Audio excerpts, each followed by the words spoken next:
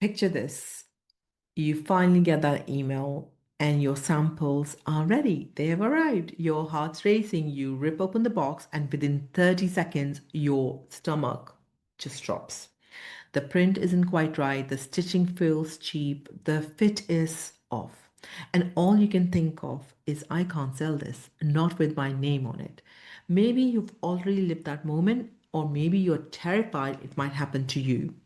If so, this episode is for you. I'm Bhavna Rishi, founder of Build the Dream Brand, and for over 20 years, I've been helping founders, artists, fashion startups design, launch, and scale brands from museums like V&A, British Museum, Phoenix, Orvis, and the first time founders who started with nothing but an idea.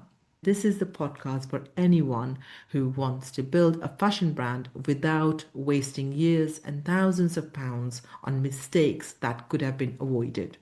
Whether you are at the very beginning, sitting with an idea or a sketch, or you already are trading and trying to figure out what comes next. I've already stepped on all the landmines in building your brand landscape. I'm here so you don't have to. In this episode of the good, bad, and the ugly of building the dream brand, I want to walk you through how to find the right manufacturer and avoid the costly mistakes that cause so many founders to burn cash, lose confidence, and stall their dream. Let's talk about what happens when you pick the wrong partner, and then I'll show you how to do it differently. Let me cover the first segment, which is why cheapest is almost never best. When you are a new brand, your budget is tight. There is hardly any cash flow to invest in lots of different things. You see a coat half the price of everyone else, and your brain goes, maybe this is my lucky break. Maybe I found a hidden gem. And a manufacturer says, I can do everything you're asking me to do. But here's what you usually are paying for with that discount: poor communication, inconsistent quality, corners cut on fabric, printing, or stitching, delays that cost you your product launch, committing to a small production when it's not possible at that price. I've seen founders save a few £100 on unit price only to lose thousands when they had to remake samples, scrap the whole batch, or delay their launch.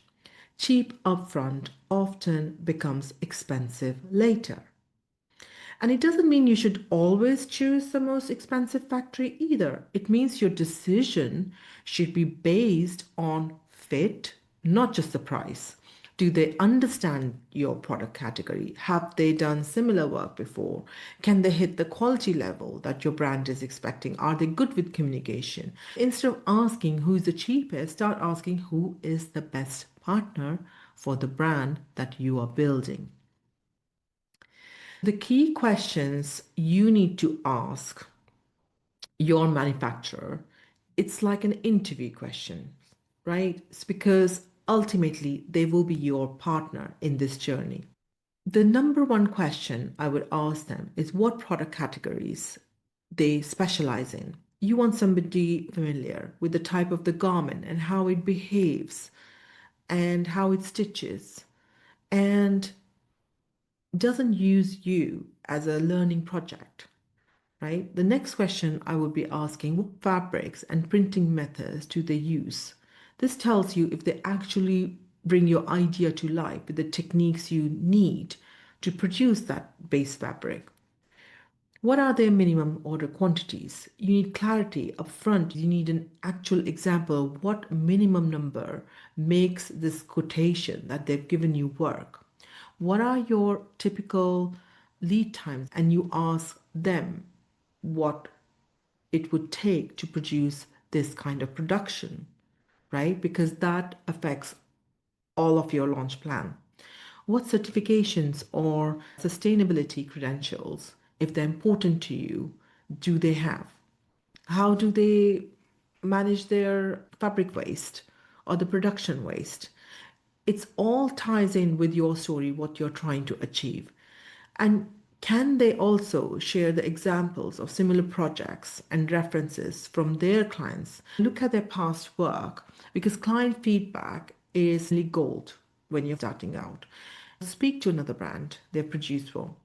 As you ask these questions, pay attention to their energy. Are they clear and patient? Do they answer openly or dodge specifics? Do they seem interested in your brand or just trying to get you off the phone? Your manufacturer is a partner, not a printing service. Treat that decision with respect. That takes me to how do you evaluate samples and spot the red flags? Because this is where you get your first real glimpse of what working with your manufacturer feels like. When that sample arrives, don't just look at and think, do I like it? Evaluate like a professional. Look at their fabric quality. Does it align with your brand promise? Look at the print and color, construction, fit, and proportions. If the sample is different from what you brief them, that is a red flag. If they become defensive when you give your feedback, that is a red flag. If you try to persuade you that this is how it is, this is the best we can do, then instead of fixing the obvious issues, that is a red flag. If the communication is slow or confusing or dismissive, that is also a red flag. If the whole sample stage feels like pulling teeth, production will not magically improve, let's face it. Samples are a preview of your future relationship. You are allowed to walk away. You're not difficult for wanting what you ask for. You're a brand owner protecting your standards. So fight hard for the right partner, ask difficult questions. And once you've found them, negotiate with them.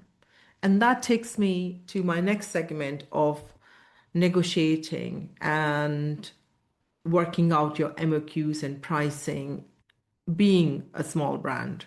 One of the biggest frustrations you see for early stage founders is managing the MOQs, which is minimum order quantities. You find a great factory, then you hear MOQs of 500 units per style per color, and your heart like sings.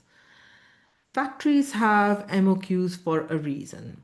It keeps their production lines efficient, but there is often more room for conversation than you think. You can ask if they have a small brand program and that you are serious about your brand. And as you grow, you can commit to better production numbers, combine colorways or sizes strategically to reach a workable MOQ. Start with one hero product rather than 15. Instead of doing the full collection, focus on one product that you really believe in, test it out, and make the numbers work. And be honest and say to them, I am a small brand starting out and I am looking to build a long-term relationships. Most factors will say no, but some will respect the honesty and will be willing to work with you.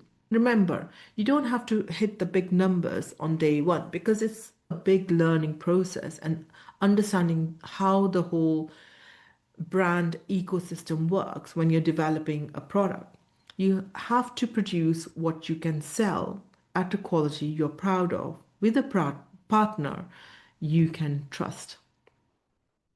That takes me to ethics, sustainability, and protecting yourselves. If sustainability and ethics matter to you, we're all there to create something that protects our environment and is good for us, then you must also think about your manufacturing choices. Ask your manufacturer what certifications do they have? How do they manage their waste? What are their label standards? Are they an audited factory?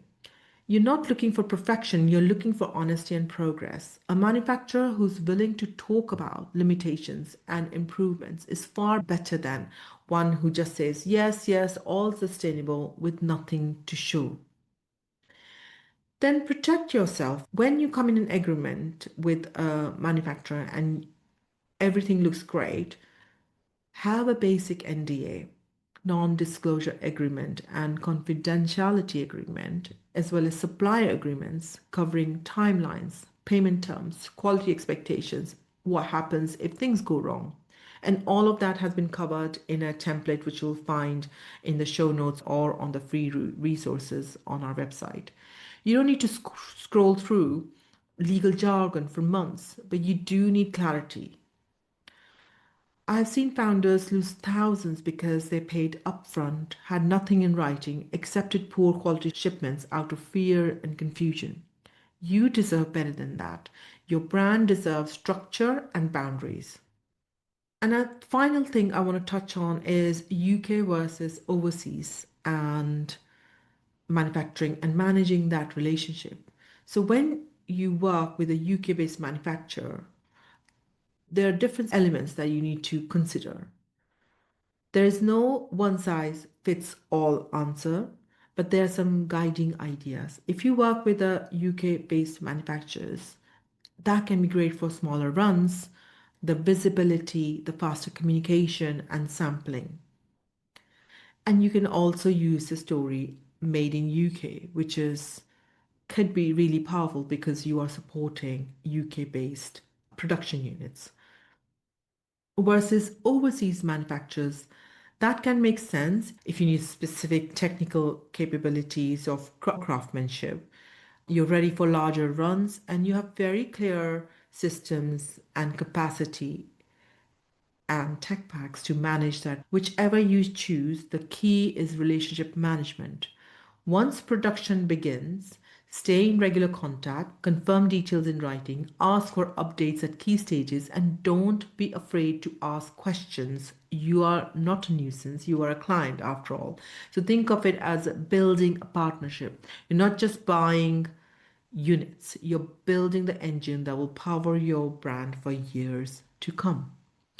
As you've listened to this, maybe you've realized you rushed your manufacturer choices, or maybe you've been stuck at the research phase for months because you're terrified of picking the wrong one, or you picked one and it didn't quite work out. Maybe you already have that heartbreak. You can't sell samples that don't reflect your vision, you feel you wasted. If that's you, I want you to know you're not alone. And you're not bad at this. You're just been trying to navigate a complex technical process without a map. This is the kind of work I do inside Build the Dream Brand, helping founders get clarity on what they actually need from the manufacturer, prepare proper tech packs and briefs, ask the right questions, choose partners aligned with their quality values, and budget. If you're tired of guessing and you don't want to repeat the same mistakes, I love to support you. You will find a link in the show notes where you can download a free manufacturing vetting checklist. Or if you're ready for personalized help, you can always book a call and we'll look at your situation together. You don't have to figure out suppliers and sampling alone. You can build your dream brand with partners who actually support the dream. Thank you for listening to this episode. In the next episode, we're going to dive into building a brand identity that sells, because your brand identity is more than a logo. And the next episode, I will cover how to create a brand that connects with your audience and drives sales from day one. Until then, keep building.